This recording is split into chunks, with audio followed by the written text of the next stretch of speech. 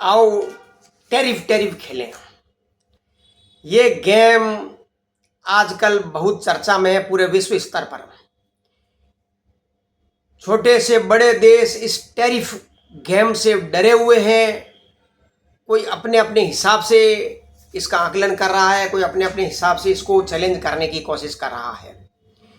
ये टैरिफ खेल एक अमेरिकन राष्ट्रपति डोनाल्ड ट्रंप की दिमाग की उपज है। भारत में किसी को इंपोर्ट ड्यूटी कहते हैं, वहीं अमेरिका इसको टैरिफ कहता है। डोनाल्ड ट्रंप को लगता है कि पूरी दुनिया का व्यापार उसके हाथ में है और उसे टैरिफ लगाने का अधिकार है। दुनिया के देश अमेरिका को लूट कर खूब पैसा बनाते हैं। अमेरिका को अपने डॉलर का बहुत नुकसान होता है। अमेरिकी ग्रंथि में या डीएनए में ये दादागिरी कई 100 वर्षों से है। वो कई देशों को, शांति से रहने वालों को लड़ाकर अपने हथियार बेचता है। अपना व्यापार दिन दुनी रात चौगुनी करना चाहता है। अपनी अर्थव्यवस्था को पूरी दुनिया पर लादना चाहता, अपना डॉलर पूरी दुनिया पर लादना चाहता। उसके लिए उसे जो भी करना होता है, वेद अवेद प्रत्येक तरह का वो कार्य करता है। ये अमेरिका के इतिहास है। डोनाल्ड ट्रंप अपने अमेरिका के इतिहास से छुपे हुए नहीं हैं, परे नहीं हैं, उनसे अलग नहीं हैं। डोनाल्ड ट्रंप का जीवन देखा जाए तो एक जुआरी जैसा ही था। वो एक डेवलपर था, एक प्रॉपर्टी दलाल था, जो भारत में भी उसने ये टैरिफ खेलने के बाद भी 175 करोड़ डॉलर कमाए हैं बिना कोई इन्वेस्ट किए हुए। अमेरिका के लिए चुनौती चीन हुआ करता था, लेकिन वो आज उसे अपने मित्र देशों की श्रेणी में रख रखा है।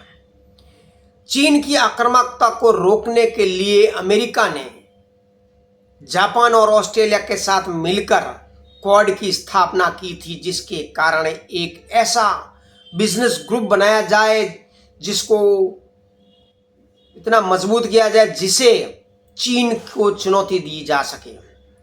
भारत से ओमान, दुबई होते हुए, सऊदी अरब होते हुए, इजराइल होते हुए यूरोप तक माल पहुँचे वन रोड वन बेल्ट के जरिए, जो कि उसकी स्थापना, उसकी संरचना चीन ने की थी, जो पूरी दुनिया में वन बेल्ट वन रोड से अपना सस्ता माल बहुत जल्दी पहुंचा देता है।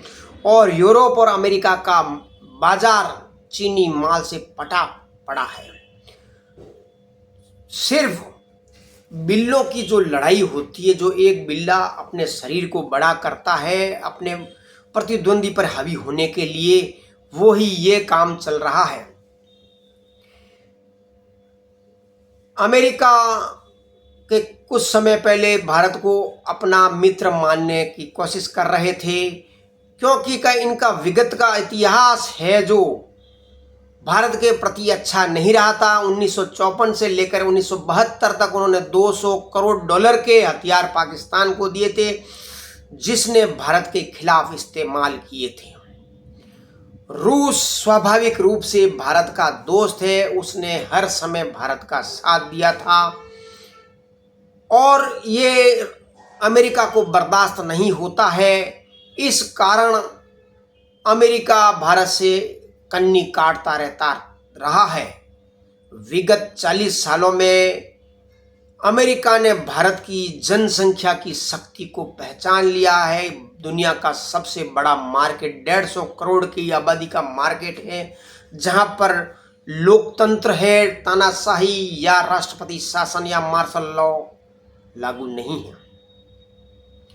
उसकी मुंह में पानी आता है, उसकी आंखों में एक लालच आता है कि किसी प्रकार भारत की मार्केट को हथियाया जाए।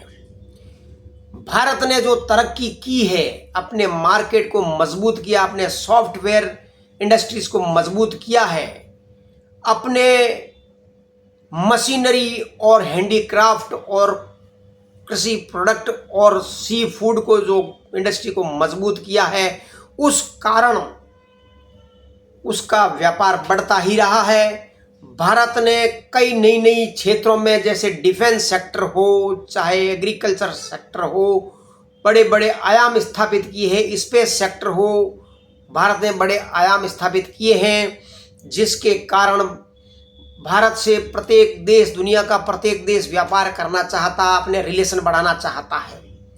अब ऐसे माहौल में डोनाल्ड ऐसा करने की कोशिश कर रहा है कि किसी प्रकार भारत को किसी युद्ध में धकेल दिया जाए तो उसकी अर्थव्यवस्था डूब जाए और अमेरिका के सामने कोई खड़ा ना हो सके। एक डीप स्टेट ग्रुप हुआ करता है अमेरिका का, जो अमेरिका के कभी चुनौती बन सकते हैं देश, उनके खिलाफ षड्यंत्र रचते हैं, उस देश में हिंसा फैलाते हैं, अशांति फैलाते हैं, गृह युद्ध तक करा देते हैं। भारत में भी ये कई दशकों से लगे हुए हैं। अरबों खरबों डॉलर भारत के में एजेंटों को दिए जाते हैं, जहां हिंसा फैलाई जाए, सड़क से लेकर संसद तक हंगामा किया जाए, अशांति फैलाया जाए, अस्थिरता फैलाई जाए, ऐसे ऐसे काम किए जाए जिसके कारण भारत है जो बर्बाद हो जाए। भारत में ऐसे एजेंटों की भरमार है।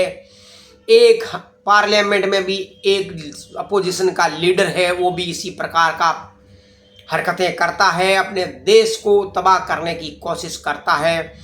चाणक्य ने ठीक ही कहा था कि विदेशी माता की कोख से पैदा हुआ संतान उस देश की देशभक्त नहीं हो सकती। नरेंद्र मोदी ने जो अपने नेतृत्व में अपनी बहुत मेहनत के साथ भारत की अर्थव्यवस्था को, जो 10वें और 11वें पायदान पर थी, 4थे पर लेके आ गए हैं और 1-2 साल के अंदर वो तीसरी अर्थव्यवस्था बन जाएगी। नरेंद्र मोदी के नेतृत्व में स्पेस सेक्टर हो, चाहे भारत का अर्थव्यवस्था सेक्टर हो, रेलवे हो, ट्रांसपोर्ट हो, प्रत्येक क्षेत्र में प्रोडक्शन इतना तेज बढ़ा है। इंजीनियरिंग में जो भारत के लोगों ने कमाल कर दिया है, उस कारण भारत की अर्थव्यवस्था एक घमंड करने के लायक है, घमंड की जा सकती है। डोनाल्ड ट्रंप को यही नहीं सुहाता है। डीप स्टेट वालों ने जो काम करना वो करेंगे, लेकिन डोनाल्ड ट्रंप एक औरंगजेब की तरह खुलेआम भारत को बर्बाद करने की कोशिश कर रहा है। पाकिस्तान जो हमेशा भारत को जख्म देता है, क्योंकि उसको फोकट में फ्री में पाकिस्तान मिल गया था, तो वो चाहता है कि पाकिस्तान के टुकड़े टुकड़े हो जाए और अमेरिका से उसको माल मिलता रहे। अभी बीच में अमेरिका से माल मिलना बंद हुआ तो चीन ने उसकी भरपाई करना शुरू कर दिया। अमेरिका, बांग्लादेश, तो कभी श्रीलंका, कभी पाकिस्तान, उनको सबको भारत के विरुद्ध खड़ा करता है। लेकिन अब वो भारत पहले वाला भारत नहीं है। भारत अपने पैरों पर खड़ा हो चुका है। 1962 की कठिन परिस्थितियां थी, 1965 की कठिन परिस्थितियां थी, 1971 की कठिन परिस्थितियां थी। उसके बाद भी मार खाते खाते भारत के लोग, जुझारू योद्धा, अपना मैदान नहीं छोड़े हैं। उन्होंने दुनिया को बता दिया है कि वो अपने टैलेंट के बूते पर इस दुनिया पर अपनी छाप छोड़ते हैं। खुद अमेरिका, चाहे वो पेंटागन हो, नासा हो, फेसबुक हो, कोई भी क्षेत्र अमेरिका का ऐसा अछूता नहीं है जहां भारत वंशी न हो। अगर अमेरिका चाहे भारतीयों को हटाना, तो अमेरिका 2 दिन आगे चल नहीं सकता। अब चूंकि ये टैरिफ का खेल की शुरुआत डोनाल्ड ट्रंप ने कर दी है, तो नरेंद्र मोदी भी इस खेल में शामिल हो गए हैं। उन्होंने भी क्वाड से निकलने की धमकी दी है और अमेरिका से आने वाली जो कंपनियां हैं, जैसे मैकडोनाल्ड, मार्टिन और ये बोइंग, कई प्रकार की कंपनियां हैं जो भारत में खुला व्यापार करते हैं, उन पर भारत के जो शासन है, प्रधानमंत्री है, उनकी नज़र टेढ़ी हो गई है। उन पर भी टैक्स बढ़ाया जा सकता है। अमेरिका चाहता है कि अपने डेयरी प्रोडक्ट को भारत में भेजा जाए, शराब को भेजा जाए, कैलिफोर्निया बादाम को भेजा जाए, उससे करोड़ों रुपए कमाया जाए। भारत टस से मस नहीं हुआ है। कैलिफोर्निया के जो रेगिस्तान में अमेरिकन बादाम जो पैदा होती है, उनको अब सदमा लग गया है। अमेरिकी विस्की जो भारतीय खूब पीते हैं, उनको भी झटका लग गया है। जो वायुयान और एरोस्पेस इंडस्ट्री के जो पार्ट्स इंपोर्ट करता है इंडिया, उस पर झटका लग सकता है। अमेरिका कई हद तक भारत पर निर्भर है। जो सेमीकंडक्टर है, भारत ने बड़े भारी पैमाने पर तैयार करना शुरू कर दिया है। अमेरिका इस पर निर्भर है, दवाइयों पर निर्भर है। वो टैरिफ के खेल में अपने तबाह होकर रहेगा। भारत से उसको टैरिफ हटाना पड़ेगा, क्योंकि भारत ने भी उसका जवाब देना का शुरू कर दिया है। कोका कोला हो, पेप्सी हो, उनको यहाँ से निपटाने की काम शुरू कर दिया है। यहाँ पर जो लोकल इंडस्ट्री है, उनको मजबूत करने का काम शुरू किया गया। जैसे कैंपा कोला है, चाहे झेलम कोला है, कई प्रकार की जो लोकल बेवरेज इंडस्ट्री है, उनको खड़ा किया जा रहा है। लोकल हथियार इंडस्ट्री को खड़ा किया जा रहा है। प्रत्येक प्रकार की सामग्री जो भारत में खड़ी की जानी चाहिए, वो खड़ी की जा रही है। दूसरों पर निर्भरता खत्म की जा रही है। और यही निर्भरता, यही आत्मविश्वास भारत के स्वाभिमान को मजबूत करके विश्व में भारत को एक विकसित राष्ट्र बनाने में मदद करेगा। डोनाल्ड ट्रंप तो 3.5 साल बाद में 3 साल बाद में चला जाएगा। उसके बाद कोई दूसरा राष्ट्रपति आएगा, उसको अपनी औकात का पता चल जाएगा कि भारत बगैर अमेरिका नहीं चल सकता, ये दुनिया नहीं चल सकती। जो लोग, जो देश भारत से फायदा लेते हैं, उनको पता है रूस भारत को नहीं छोड़ता। चीन है जो भारत से दुश्मनी पालता है, लेकिन भारत के बगैर वो भी नहीं रह सकता है। आज भारत चीन के प्रोडक्ट को बंद कर दे तो चीन की अर्थव्यवस्था भी तबाह हो जाएगी। भारत एक आज अद्भुत देश बनकर उभरा है।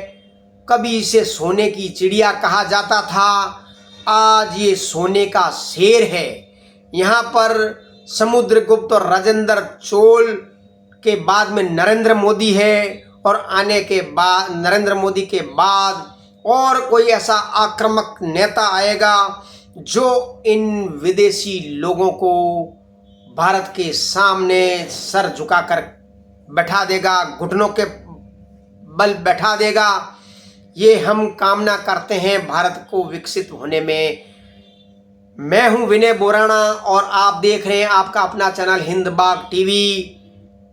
आपको अगर ये अंक अच्छा लगा तो इसके बारे में कमेंट्स में लिखिए। अच्छा हो या बुरा हो, बुरा भी लिखिए तो मुझे पता चलेगा, मैं कुछ बदलाव करूँगा, कुछ परिवर्तन करूँगा। मुझे अपेक्षा है आप लोगों से, आपके सुझाव मेरे बहुत काम आएंगे। जय हिंद।